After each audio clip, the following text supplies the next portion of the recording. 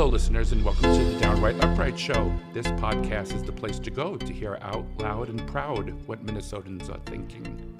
I am your host, Philip Anthony. I'm so excited that you have chosen to join us today, and I hope you are all fantabulous. On each podcast, I will first be introducing our guest, sharing a short bio of their lives and careers, and ending with their personal opinions of the current events that influence all of our daily lives as Minnesotans and as Americans.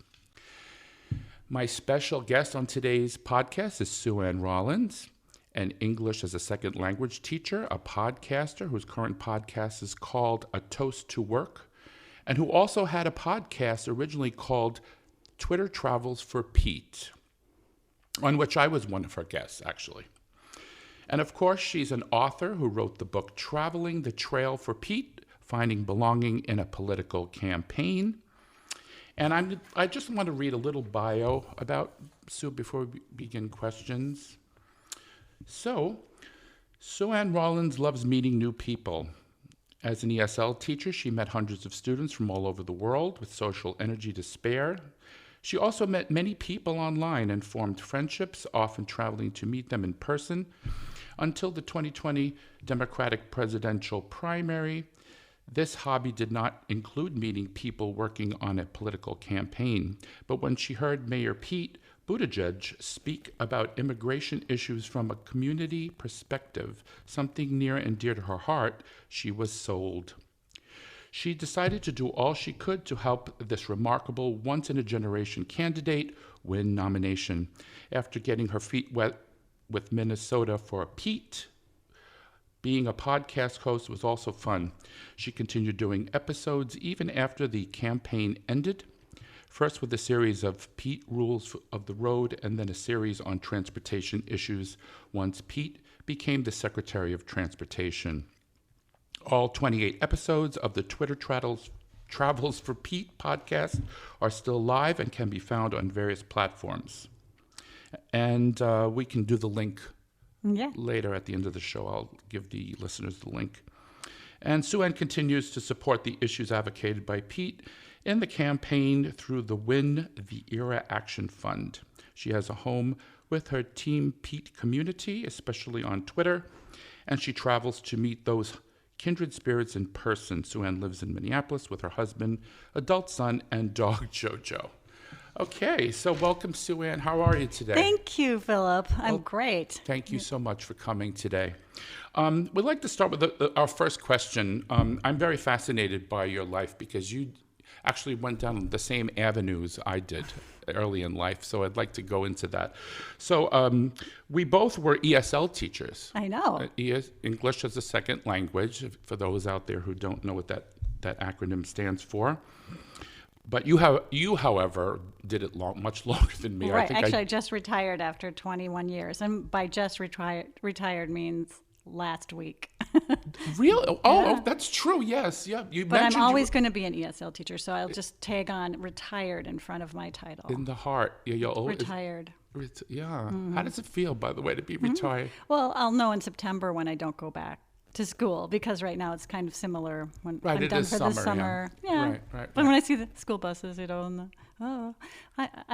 ready. It's okay. That's when you know it's time to retire, is when you're not sad, you're happy, you feel like you accomplished a lot and it was a fulfilling career, and it just feels right. I enjoyed it myself. Yeah. I see the light at the end of the tunnel for me as well. I'm going to retire pretty soon.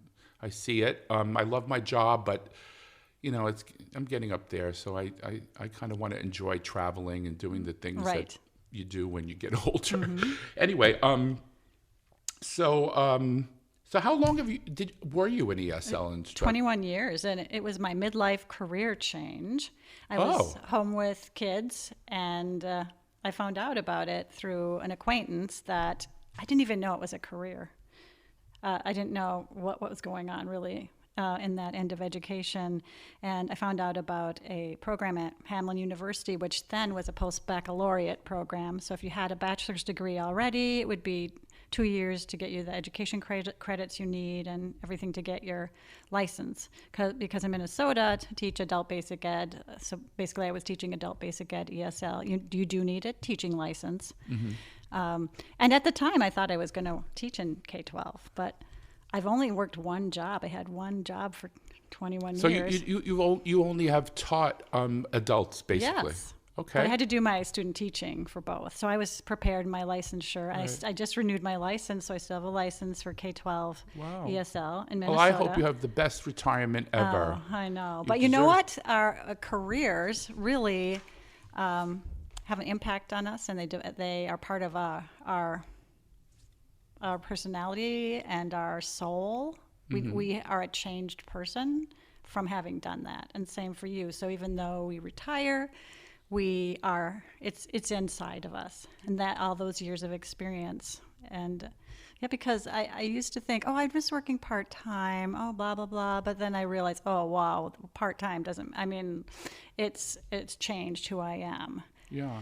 And so that's the beauty of it. But it's rewarding too, because I can imagine, I don't know, you can tell the listeners, have you seen or have spoken to any of those students that you taught who now sound like Americans? They speak English. They're going to have accents. Everyone, let's be fair to people. Yes, right. So it's more fun. It's fun to see where they've gone on for professions, jobs, just being settled in the community, and they're always very grateful for during their time in class. They're extremely grateful to have the opportunity, and then I'm surprised that they'll recognize me out and about, and sometimes I don't recognize them if it's been 20 years, but I do. Like at the hospital, I was at the hospital with my parents, and there's one woman who is working there. She does transport, so taking them down to X-ray or down to physical therapy, and so she remembered me. And that was just so rewarding, and they are very affectionate and very grateful. Yeah, but because of Facebook, I've kept in touch with a lot of my former students, and I've taught advanced level for most of my career there. And what that means is that you're able to develop even at beginning, you do have a relationship. So I don't mean to say that, but then the advanced level allows you to teach writing and have, in-depth conversations and discussions. So you do get to know the student a little bit more that way. And so it's been really fun to keep in touch with them on I taught Facebook. all six. If I remember correctly, when I taught ESL, we had 6 levels. And they were 1 to 6, and 1 being elementary. Yeah, like probably pre-lit, the students who come in. Yeah, but we had hello, what is your name? Yes, but they might not have even known how to write, depending on where they came from. Mm-hmm. And then level 6 was that was like me. Oh, you're level 6? It's like the highest. It's like kind of like college prep, but. They always gave me, it's funny that you're mentioning this, because they always gave me level 1 because they knew I knew Spanish, because I had grown up in a very Latin community, and I learned it in the street, but I took it in college too, but to perfect it, I wanted to speak correctly. But they always gave me the easy stuff, and I always wanted to do like what you do. You mean advanced grammar? And writing skills. Yeah. Well, Philip, it could have been that they thought you had the right personality to be working with that beginning level. Yeah, I don't know. Maybe. Yeah, being very friendly. Yeah. Anyway, another thing I think our listeners would like to know is the differences between ESL and bilingual education. Because I know people have this misconception of ESL, I think. A lot of people do anyway. Because bilingual, I think you have to use the mother language as well, right? If we do have a lot of bilingual schools in K-12 education, and what that means is, so we live here in the United States in an English-dominant society. So all of my students, they're already living in an English system, which makes it a little easier because they're always being bombarded with English. Yes. There's another licensure. I'm going to answer your question about bilingual in a minute, but there's another certificate program. It's called TEFL, teaching English as a foreign language. So if anybody's interested in that, a lot of people maybe later in their life, and they could be away for a year or two, they get that certificate, and then they could teach English as a foreign language in a foreign country. So that's like going to Japan or Saudi Arabia or anywhere. And then it's just like, oh, if you're taking French here. So it's English as a foreign language, but the main language being spoken in that country, is different. Bilingual education here in the U.S., so a Spanish immersion is actually what it's called, Spanish immersion schools, kids, here in a English dominant language. In school, everything's taught in Spanish. So it's like Spanish medium, I think it's called. But then they go home and, everything is English. So that's a way to help them become bilingual when their kids can learn so easily. Mm-hmm. And my students are coming from, I think I've taught from all over the world. I should get a map and put pins in all the countries that my students have been from. And so what they all share, they're all coming from different language backgrounds, but they all share, the thing that they have in common with each other is that they're all trying to learn English, and it's crucial to their success here. Mm-hmm. Yes, I did mostly, it was New York in the 80s when I did it. But they're so grateful because they need it. I mean, and then at the higher level, they want to advance enough so that they can still work in their profession, right? Mm-hmm. So they want to be able to get a professional job. So even though, they sound they're doing pretty well, but to get up to that professional level is harder. So no matter, where they're coming from, they know that they need it. And it's so frustrating for them. And that's why I feel I get very upset when they are criticized by people who don't understand language acquisition. Like a lot of Americans who've never even studied a language think that an immigrant should know English already, and they don't understand. I could explain to them the grammatical forms that are hard to master, and I could explain things about pronunciation based on the sounds that they don't have in their language, but we have in our language. And it's just so cruel. It's so cruel. It is horrible because... We'll just speak English. Okay, why don't you go and learn Spanish or Chinese or Vietnamese? Well, see, Europeans, it's very common for them to speak 2-3 languages because so their close. countries are so, attached. So it's the isolationism that... United States, we are. We only have one border with a foreign. Well, if you want to consider Canada French, but other than that, it's just Spanish, and so we don't have that fire in the belly to go out and learn another language. In addition to that, there's like a negative connotation with Spanish. Yes, and languages, build the wall kind of stuff. Yeah. And linguistically, languages just are what they need to be to communicate. But then all of this, not values or other aspects are added to it based on the cultures that speak it and the classes and. So, thank you for that. So now I'd like to discuss your current podcast really quickly about. It's called A Toast to Work, right? Is that right? And can you talk about what it's about?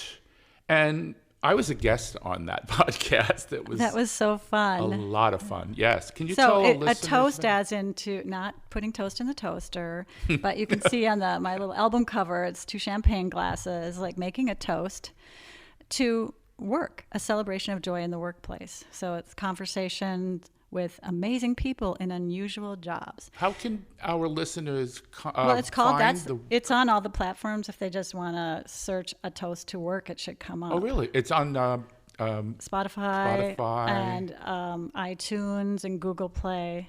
So it's everywhere. And I had the idea because in January I was revving up to retire, and you have to do all these things, for, the forms that you need to fill out to retire and to get your pension. Mm-hmm. And I was thinking, with COVID, I don't know if I'm going to be having a big party. I was starting to feel sorry for myself. I thought maybe it's just going to be, I'm still wearing a mask on the last day of school. I turn in my computer and leave, So I thought, well, I want to start celebrating now. And really, I would advise anybody retiring to start really celebrating it while you're still working, unless you really hate your job. I mean, if you really, if you just really, but if you do love your job, it's really been fun for me to celebrate my own job by talking to other people about their jobs. Yeah, and you know something, and that's a great point, because I told you I see the light at the end of the tunnel. So you're going to start thinking and celebrating now for another year or two, and yeah, but that's why I'm doing this podcast. Actually, I want to do something I really wanted to do forever, for the rest of my life until I have to meet my maker. Right. So. Because I don't, my job other job is very challenging. It's very on my body and my time and all that. So this is something I want to do, but I think people should be listening and to podcasts, because a lot of them. I mean, I listen to them all the time. There's one about cooking I love. There's probably yours too is many. Fabulous, by the way. Well, I find that ordinary people, right? Everyday people are so interesting. I just love it. And so I just thought, okay, I know people who have unusual jobs. So sorry to anybody who's working in an office or at your home office. So I know you're doing really important things that probably are interesting, but I tried to choose things that were not set in a traditional office kind of job. And which I did that as well. well, I didn't ask you about that. You didn't. No. So my idea was to find out what people do so I wanted to know their joy, right? But before I could ask about their joy, what they liked about their job, I have to find, well, what exactly do they do? And you could think what that profession does, but you don't really know. So one of the things that I did for each one is to ask, from start to finish, what do you do? So depending on, if it's, the first guest was a professional soccer referee and professional league. And I really, because I'm not a sports, even if I were involved in sports, I probably wouldn't know what they're doing before the game and after the game, and anything in between. And so I was so surprised and delighted Have you ever had a guest say to you, are they anything negative about their job, or everything was always their joy, their a positive aspect of their job? Well, it would be more like some of the things that would be maybe more tedious or routine. So everything doesn't have to be joyful, but it was like what was the one thing, and then I always asked about their workplace, because it's about joy in the workplace, and my workplace was a classroom, so all these other people had a different workplace. So the soccer field, in all temperatures, yes. Every job has a stressor, right? But, then you have the perfect days. But just the fact that just so different, right? Being outside. There were some indoor settings, but mostly outdoors. And so it's compared to being in a classroom. And theater director, a lot's actually on the stage or in the theater and rehearsal rooms, and and a lot of work on your own. So construction, out on the site, meeting with people, there's just a lot of so just to think about where you work, your workplace, but also what you find joyful about it. And then my little shtick, so when I developed this, I'm an idea person. I thought, well, what could I do? How can I tie in my job, right? So I always tried to find something I had in common with that person, what my job. So that was a tie-in, yeah, that was my challenge, that no matter what, I would find something that. So I enjoyed doing that. Tell the listeners again the name of your podcast so they can go on there. A Toast to Work. I love that. So I just finished this season, and this episode isn't out yet, but by the time this episode is out, it will be, where I was interviewed by one of my colleagues using the same set of questions I have been asking my guests. Wow. And so this is a colleague who has worked in the same job for about a little bit longer than I have. We've been, our rooms are next to each other. So it was really fun. So even though he was asking me the questions, he would chime in with his experience too. Oh, wow. And then I ended with a little bit, like 5 minutes of my students on the last day during our party, and they all introduced themselves and said their country and language. And then so that wraps it up. But then I do have a season 2 that will come next year, where I want to interview some former students. So it will still be a toast to work, but it will be about what they're doing. Yeah. So I do have a student who became a phlebotomist. Oh, wow. You know, that's the person who takes your blood. Okay. Yeah. I mean, yeah. So look forward to that. Yeah, absolutely. So when does the next season start? It will be in like January or February. Okay. All right, let's move on to a different topic. Yes.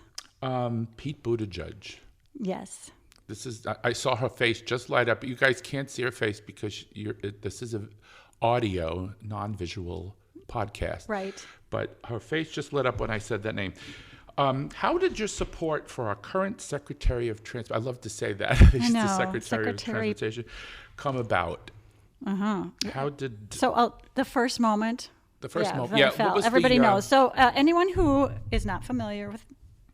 Well, everyone, I think a lot of people know about him now that he's the Secretary of Transportation and he's on TV all the time. So his name recognition has, gone up. Even Fox News has him on. Yes. Yeah. So, but if you haven't been part of this inner circle of Team Pete people, you might be wondering, wow, is this a cult or why are they so crazy about him? Well, yeah, a remarkable person.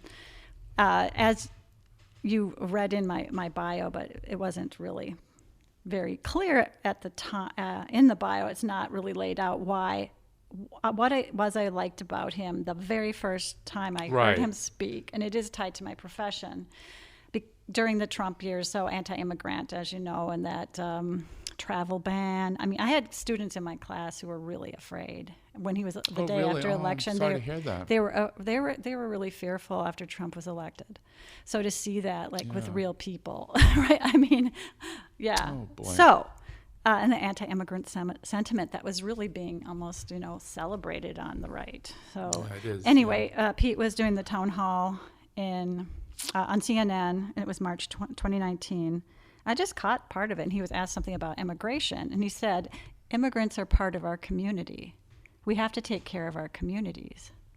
And that was like the absolute truth, and also something no other politician has ever stated it that way.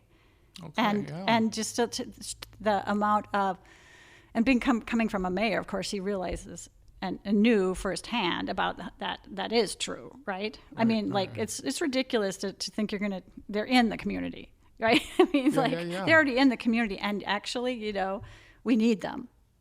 And there's people that have been living here, right, Sue Ann? I mean, for generations, and they're not. They're contributing, and we need that. Yeah, and they're paying taxes and doing all that stuff, and they're at 99.99%. It's logical, so it's illogical. A lot of the anti-immigrant rhetoric is really illogical. And they're very upstanding people, and I get upset when I hear. Like a woman and their baby, trying to come to escape from their families being annihilated and all this stuff, and people demonizing them. Yeah, so where's the compassion? Yeah, I thought we were a compassionate country. It's kind of scary. I loved how Pete was thinking of the community. And so a lot of what he talked about on the trail, you could put a lot of it back to community. Right, really, right. And whether or not the community is that in your city, or you could think about the community. Even now when he talks, it's if you think of a wider community and how people work together and we need each other and in that respect. But just the fact that he was, and he's had many of his answers on things are just in a way, no brainer. This is the way life is, but nobody is saying it that way. I remember the one thing that he said on TV that I think grabbed me.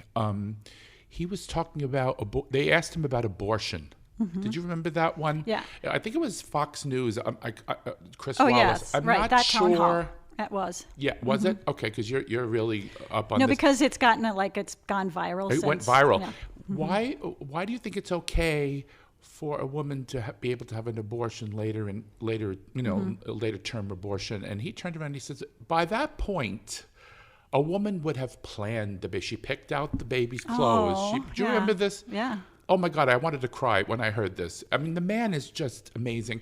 And he said she was intending to have that baby. Something happened. Maybe the baby's going to die.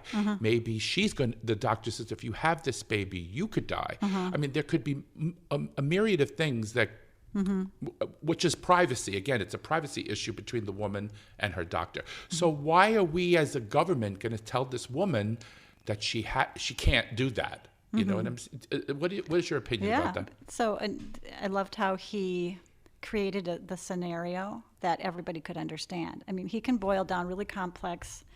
I mean, that's not complex, but morally it's complex for a discussion. Obviously, that issue is, but he can simplify it, but not in a way that's making it. It's still complex, but it's stated in simple terms. I don't know how to explain that because it's still not a simple issue, and so he made it something that people could understand. Oh yeah, picking out your baby things. Yeah, everybody's like, so then you're transported to that woman's mindset. Yes. And then on capital punishment, his great answer was like, well, maybe some of those heinous criminals deserve to die, but nobody deserves to kill. Did you hear? Yeah. Did you hear his latest one? He's always going viral. He said something about the magic button, about the inflation. Oh yeah. Like the president doesn't have the control to push a button and say, right. especially global. Something that, and we're actually doing better than the rest of the world as far as inflation. So yeah, he's just crazy amazing to me. But and I did get to see a lot of him during the primary campaign, and actually, what most people like about him is that he can articulate things so well in a calm manner, and that people, even moderates, like it, and even Republicans, they see him as somebody who really makes sense, and he's not offensive to them because he stays calm. Yeah. But he's such a kind person. And he's not arrogant. Yeah, he's right. It's the kindness that I just, absolutely. Whatever he does, those of us who are supporters, we just want to support him in any way we can. And they, because and that's how I met you. Yes. At that event. As you know, June is Pride Month. Did you know that? Yes, I did. Yes. And I saw that you have a Pride flag out. I know. Happy Pride. Happy Pride. Would you tell our listeners what glass ceiling Pete broke for the LGBT community and why this visibility is important?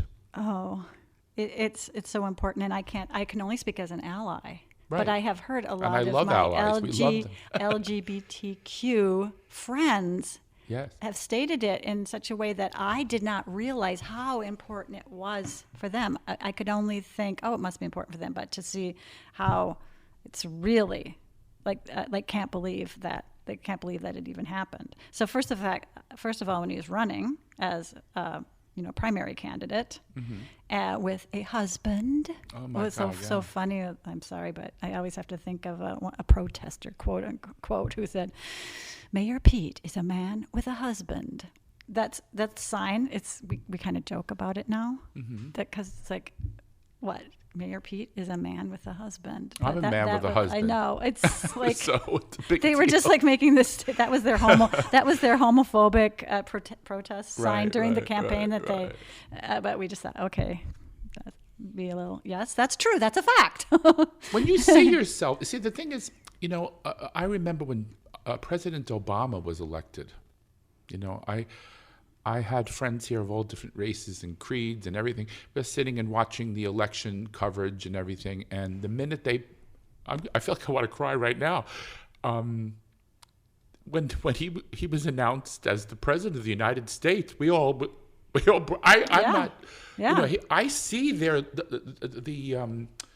got the goosebumps. Yeah. I see the oh my God, this is happening kind of thing that.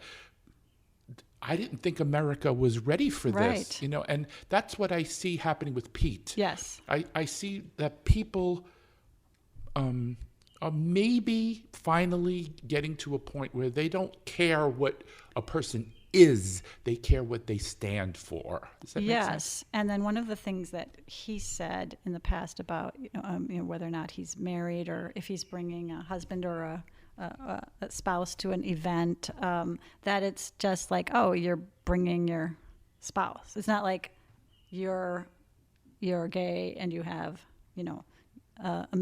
a husband, right? Mm-hmm. So he talked about, well, he really looks forward to the day where nobody even cares. You're just bringing your spouse, mm-hmm. right?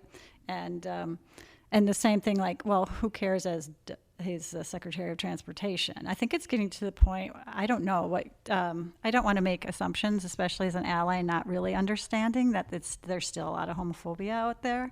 But I think it's kind of like he's made like his name association as Secretary Buttigieg. I think like the gay thing is like down the list for people.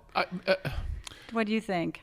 Yeah, because they're getting to know him, like they're like, wow, Right. I was going to ask you because you did mention that about his visibility as a gay man, but I think being that he always talked about his religious connection, that he because he's a left-leaning Christian, and there are a lot of churches out there mm-hmm. that are very embracing to the LGBTQ plus community. That's important. I think he's grabbing some of the Christian vote as well, because the Christian left.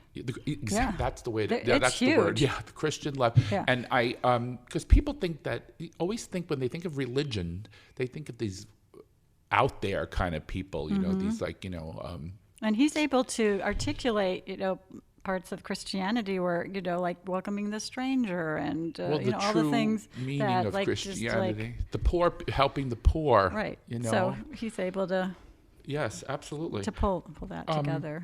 So Pete, without question, is a role model for our community. But what is it that planted the seed in your mind to become a strident supporter of Pete Buttigieg for president? So what if you had to narrow it down to something, what would it be? Well, so the gut, right? Yeah, the gut, I guess, yeah. Smarter than anyone I've met, but also kind. Well, isn't he a member of Mensa?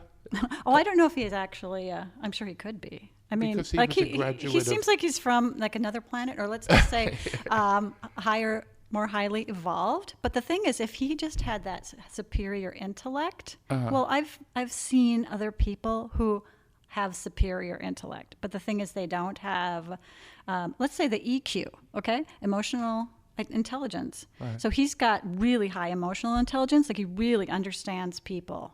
Mm-hmm. He's very intuitive about people and community. And when you see him now, he can sit next to and have a chat with a trucker. He can sit next to and have a chat with, the world leaders. He's comfortable with any kind of person, and it's authentic. And I could always tell that it was authentic. Yeah. So that's the skill set of that really high intelligence, but also the emotional intelligence of how to deal with people. And his compassion, and just that all together, that we need him, and especially it was like Trump was still president at the time, and he was the anti-Trump, like it's completely everything Trump was. Oh yeah, the total opposite. And then I was so shocked during the Trump years, about lack of integrity. Lack of integrity. Yes. I guess that's just anyway that deplorableism. That I didn't think there were that many people who were. So I guess Hillary Clinton had it right. Deplorable. Yeah, and to find out that there were real people who were supporting him, and it wasn't it. So to see, one person who was going to be the opposite and be decent. I mean, that's what nobody ever can say. He's not a decent human being, mm-hmm. So I guess for me, I thought he has to go forward, and with his name recognition at the time, I thought, okay, this guy needs money and time to get out there, because anytime anybody heard him speak, they just were sold. Mm-hmm. So he just needed more time. So I gave as much as I could. I donated to the max, and then I just wanted to keep supporting in any way that I could. To get the name out there. So other people felt the same way. I just spoke about this to a friend. I said, I hope because I'm up there in age. I said, I hope before I'm gone, is the way to put it. I want to see him as president. Yeah. I know that, the heir apparent is going to be our vice president, Kamala Harris. I don't think he would want to usurp that unless she decides maybe she doesn't want to run. But he's never going to do anything. No, if all those people speculating, he would never do anything that would be tacky. Self-serving, maybe? Tacky or, I mean, he still is. Yeah. He's... Lots of integrity. Yeah. Yes. Oh, super duper integrity. But once he is president, that will break a glass ceiling. Oh boy! Because I don't think I'll be able to stop crying. I think. Okay, he's married to Chasten, and they have adopted twins. So not only that, they are gay parents, which is another thing that they have to, And they're they get probably criticized all the amazing time. parents from the way you could see that how they are, because there's a lot of videos out there with their kids, and it's all about their kids. Pete has so much heart, and every time I saw him in person and talked to him, like I kept being reminded of clergy, and not because he's preachy, but if you have an experience after a service, shaking the hand of the minister or the priest, and how they look at you and you feel like they really care about you, that's like Pete makes you feel like he cares about people, and it's authentic. Your first podcast was called Twitter Travels for Pete, and I was also on that. Yes. I am just very... You're my go-to person. I really enjoyed doing that. It was fun. And thank you for doing that, because I think people really needed to hear other people's opinions about that, about him and about his platform.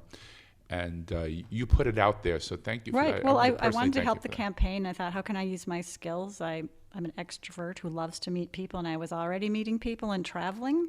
So I thought I'll just interview them about what their volunteer group is doing on the ground. And then, so like Virginia, Maryland, D.C., those people, they were doing so much. It was so impressive. And I thought, well, then they can share that podcast episode with all the people. Right. The relational organizing is what we do to like talk to friends and family about the candidate. And then because they're more likely to respect and listen to someone they know telling them about a candidate and rather than an Americans. ad. Yeah. I want to thank you personally, though. I don't think I've ever done this, but you're the reason your podcast, was the reason that planted the seed for me to do mine. Wow. So I want to thank you, because I saw how you reached people, and it was really... It's the everyday people. Yeah, everyday people. I mean, I think people want to hear more of it. I mean, the talking heads on TV, they say the same old drivel. But a regular person has ideas and things that you would never hear on regular TV and on a news program, right? People are so interesting. And I genuinely like people. It's like... I just like people. I like so I go to the airport a lot, and I even like people in the TSA line. Yeah. And that's Pete too. I really do think he genuinely likes people. You could see that. Yeah. I'm sure our listeners would like to know about the first time you met Pete and his husband Chasten, and this is, you can answer this question if you want to or not. Can you divulge any personal experiences you had that stick with you when you first met, or any particular? It doesn't have to be your first met. I met Pete along the rope line several times, but you only get like a minute, even though he would probably like to spend more time. But he had Sarah Lena with him, his body woman, I guess she was called. Bodyguard. Yeah, she was called the body woman, and she would take the selfies, but she kept him moving along. But he still made it seem like all of his attention was on me. So after I met him in Minneapolis at the Fine Line Cafe, that was the only time he was here during the campaign. Yeah, I remember he only came once. Yeah. Mm-hmm. And that was May 2nd, 2019. So I didn't actually get to meet him. I was still like really close to this stage, and he was shaking hands just with the people at the front, and I reached my hand, made him shake hands with me. So I didn't meet him then, but other times that I did meet him, I knew that, the first time was at the Iowa State Fair, and he was in an entourage just walking through the fair, and my friend said, "Oh, go up and talk to him." I go, No, I don't want to. I mean, I'm going to have to like push my way through a crowd as he's walking. You're like a scared fan. And the CNN, all these big boom microphones were, and the press was walking backwards with him. And but I did. And I talked to him for less than probably 45 seconds. But the CNN, it was C-SPAN. I can find myself on the C-SPAN video of him that really? day. I gotta look for that. Yeah, so I did a screenshot of me getting my selfie with him. But what I want to say, so several times, but I knew it was only going to be like a minute that I would have to talk to him, so I planned what I was going to say in advance. And one time I wanted him to, so I was going to events, so why did I go to so many events? Well, so I can fly for free. My husband used to work for Delta, and we have the retiree flight benefit still.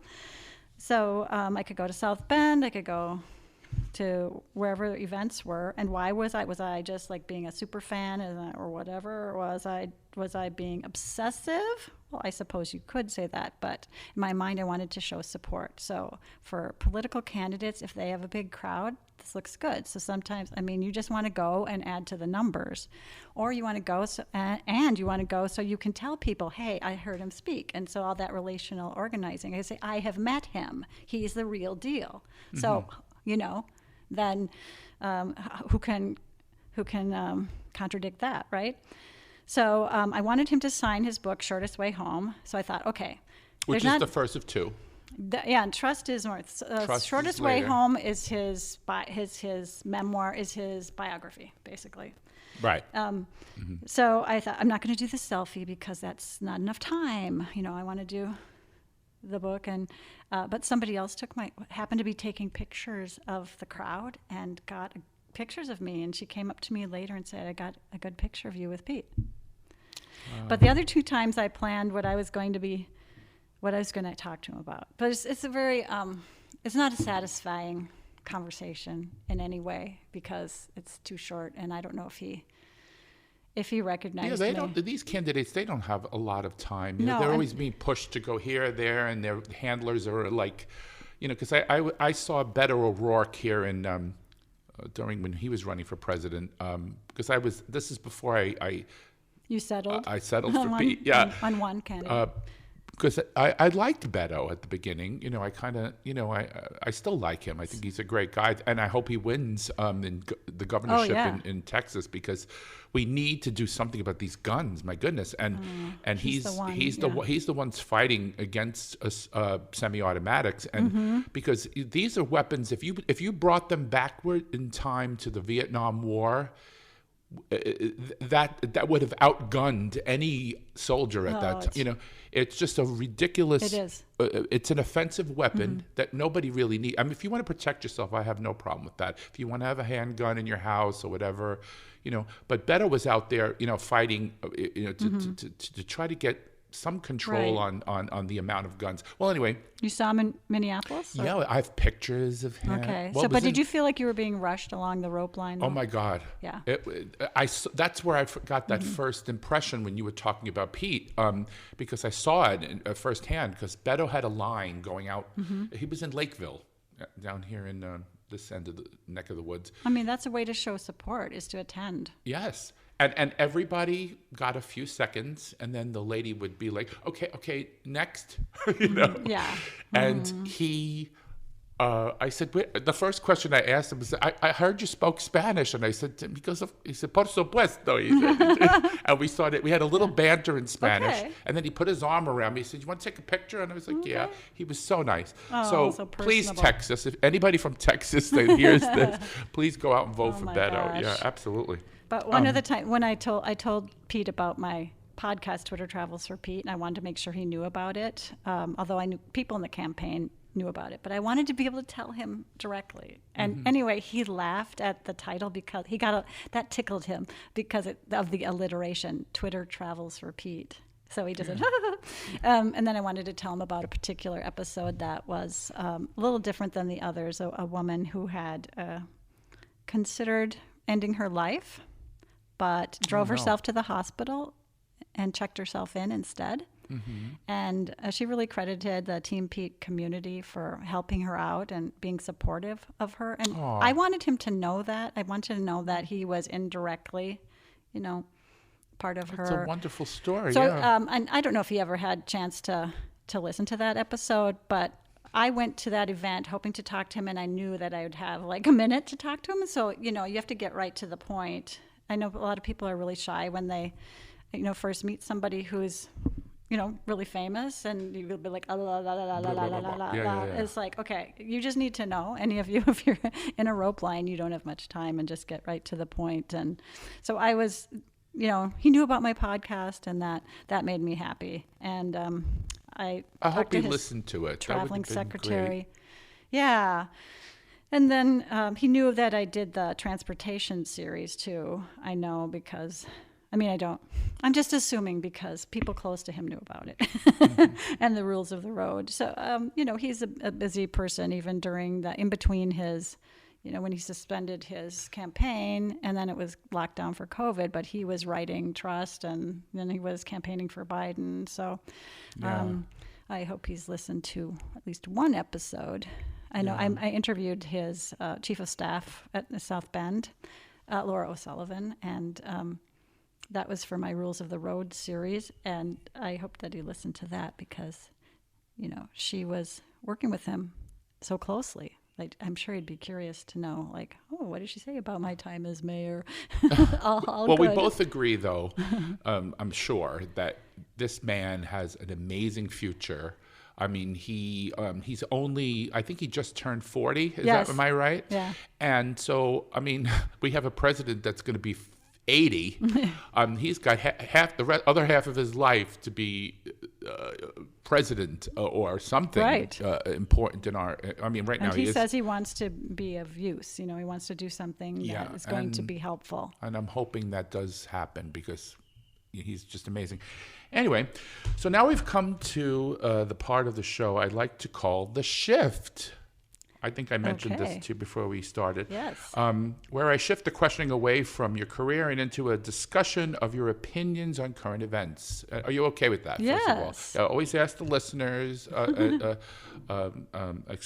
guests, if it's okay to go into that direction. So let's start with the first question. These are just questions I've come up with because I want to connect you with what we just discussed into current events because that would be something of some sort of your expertise. Yes. Yeah. So as a supporter of Pete Buttigieg, what is your opinion of Florida's parental rights and education law? Now, I personally feel the name is very misleading because it's has nothing to do with parental rights. The law is commonly known as the Don't Say Gay bill. So in other words, I'm going to explain it for the listeners out there who haven't heard about this. So if you're in a classroom, right, like Pete's family, and they have twins and they go to school and they have talk about your family day or something at school. And, well, my two daddies... Stop right there. So they can't talk about the fact it. that their dads are gay. Right. So what do you feel about that? Well, Pete's laughing, but it's not funny. Right. Well, Pete's husband Chasten has been on a lot of shows speaking out on against this. And he's an educator. And he says this is just so terrible for kids. Let's there are so many layers here that are horrible. It's trying to tell people that their families don't matter, right? So it's giving this message for kids at a very young age that there's something wrong with being gay. There's something wrong with you. And how much damage that does. And he can say that actually, lives will be lost because due to suicide because kids, gay kids grow up feeling there's something wrong with them. There's something wrong with them. They're not being accepted. It's so deep.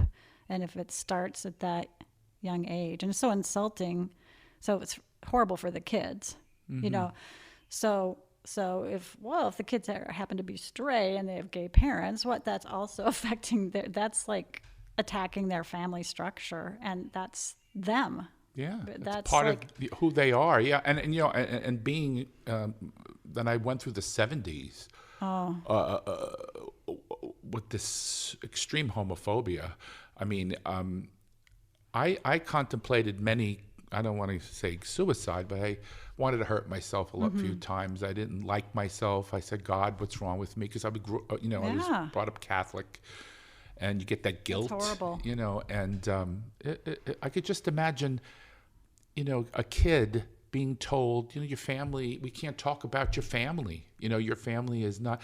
How damaging. That's psychologically damaging to such a young awful. age. It's awful. Any child psychologist could tell you that. My family, I had my dad died when I was young, but I had a mother. So because I had a mother, that's normal, quote unquote. And so I didn't feel that badly about it. But imagine a kid now who has two mothers, two fathers, and they're told, no, we can't talk about that. No.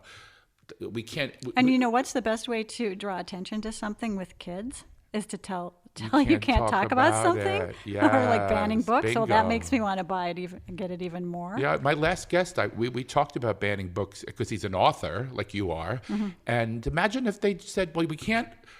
This is going to hit home for you because I just thought of this. Mm-hmm. It's not a prepared question, but your book about Pete, they could ban it, saying, well, he's a gay guy. We don't want to talk about it. What would you think of that?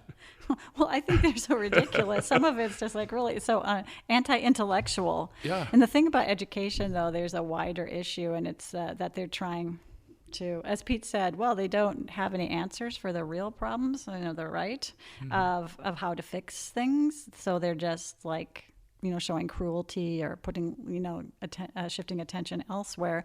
And so all these educational issues based on, social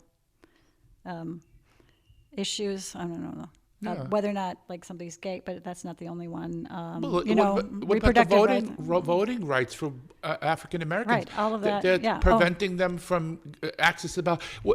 What I think is actually criminal to me, terrible, if you want to know, in Houston, they had all these drop boxes during COVID, so people had more access to the ballot.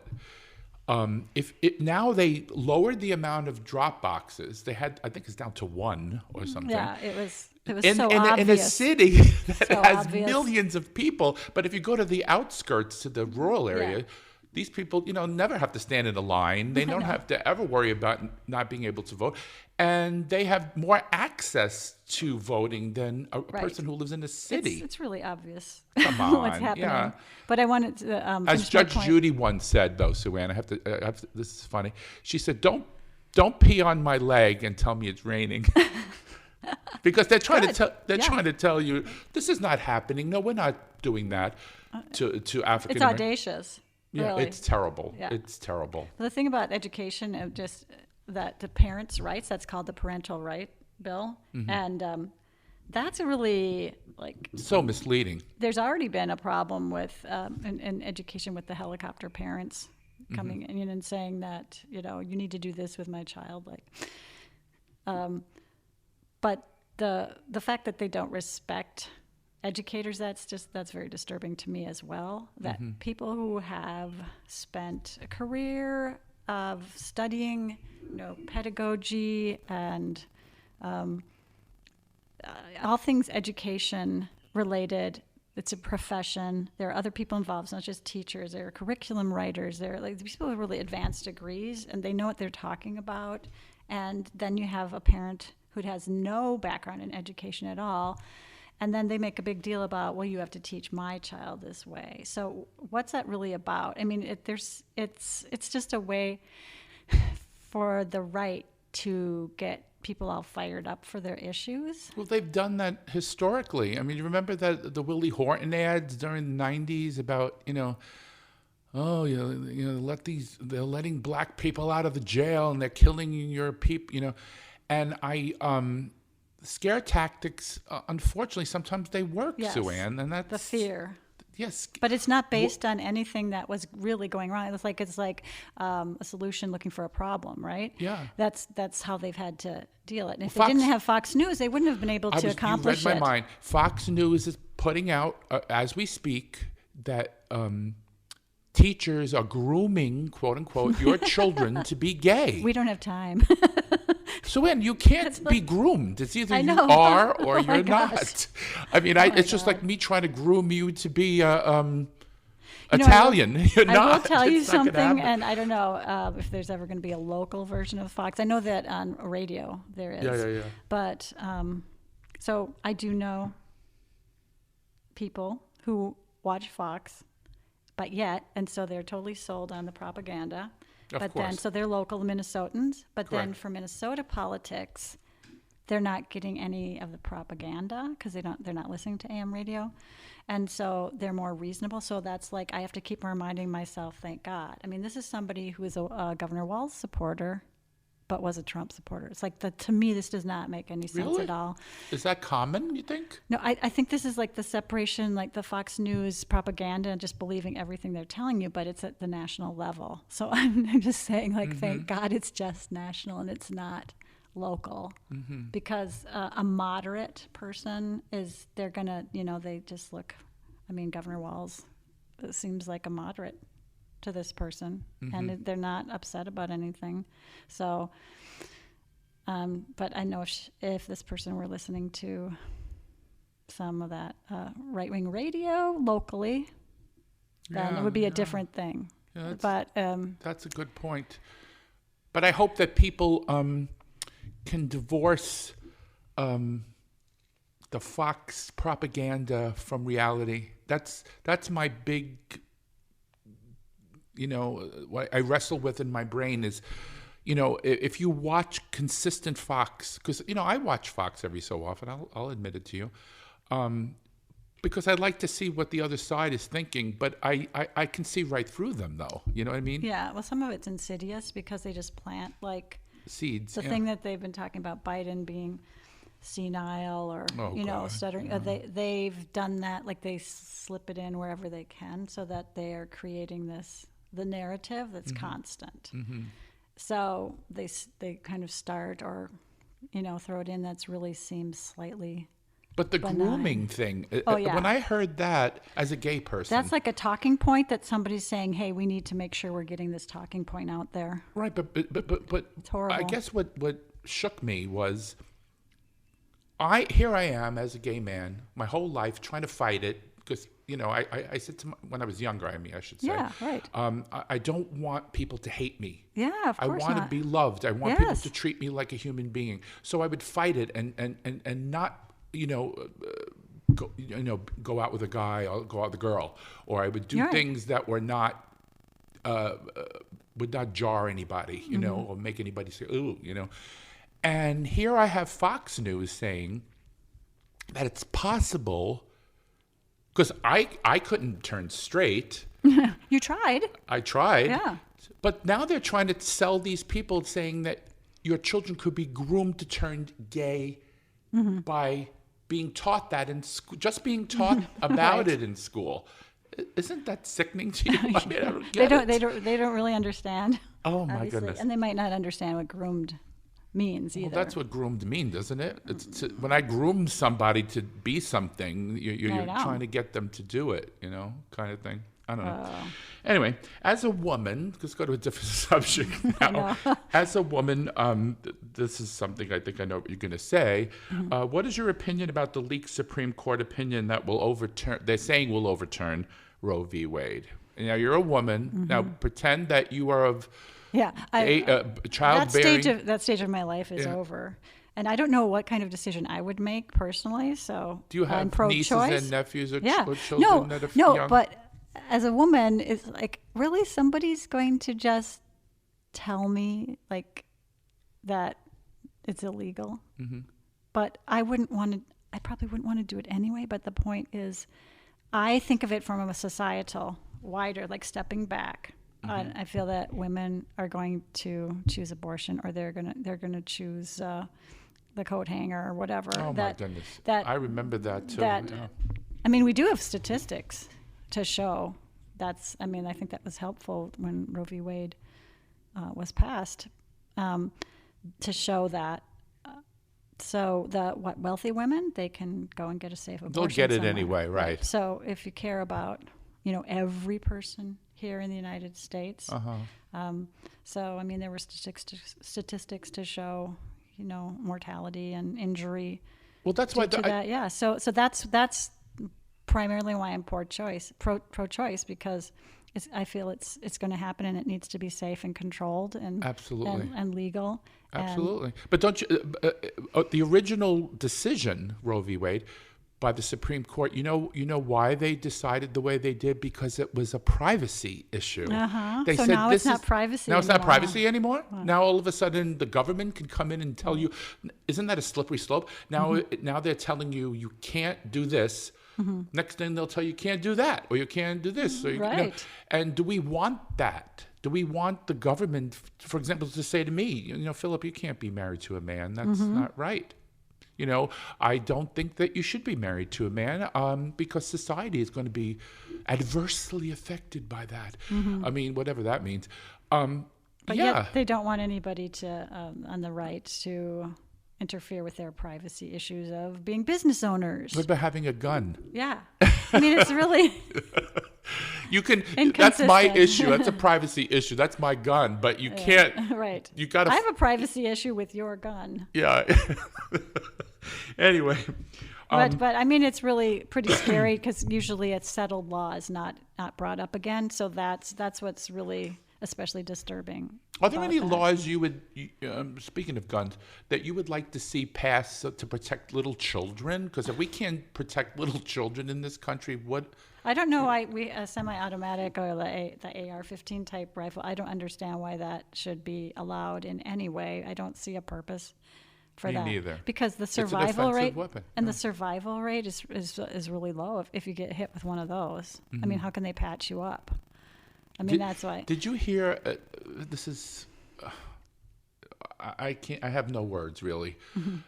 They said that gun when he shot those children, they needed DNA to identify them. Yeah.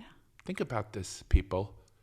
Think about what you are allowing to happen in this country. That your children need to be identified by DNA because this gun can just do so much pulverizes you like to dust. I don't understand why it's necessary in any way. Like it does, and that's where the NRA's been so successful. And I mean, I have my nephews or my brothers hunter.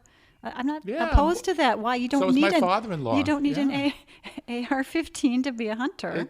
I'm not saying any that there. And even anybody who wants to have a handgun to protect themselves, we're not talking about that kind of weapon now. Yeah, my father-in-law said something funny. Because he's a gun owner, he goes deer hunting and all that. He said, if I used an AR on a deer, the meat would be you wouldn't be able to eat it. It'd be pulverized. You know what? That's what we need to have more of an analogy out for people. Yeah. Really. Yeah. Because it's a weapon of war. I mean, we don't. Oh God! Obviously, we don't need it in society. Absolutely not. Anyway, I would like to thank Sue Ann Rawlins, my friend. Is it already time to say goodbye? Yeah, we hit that hour point here. I know, it's so sad. It's easy to talk. I want to thank you for sharing your time with us on the Downright Upright Show. This is one of my earlier podcasts, so I'm getting into the groove. And thank you. Are you enjoying it as much as you thought you would? I do. And it's people like you that make it fun. Oh, thank you. So I appreciate it. And it was so much fun to talk to you today. You have been an amazing guest. Oh, thank you again. I'll have to come back. And to our listeners, thank you for spending time with us today. And please stay tuned for more podcasts in the future. This is Philip Anthony wishing everyone a happy Pride and a great summer. And Sue Ann, happy Pride to you. Yes. And thank you. And, the last thing I want to end with is thank you for being an ally, because the LGBT community can only exist with allies, because we'll never be the dominant population of this country or of the world. We need allies. We need people to look at us as human beings and treat us with respect. So thank you for that as well. Oh, I'm happy. That's the only way to be, and I'll try to create more allies. Okie dokie. Thank you, everyone. See you soon.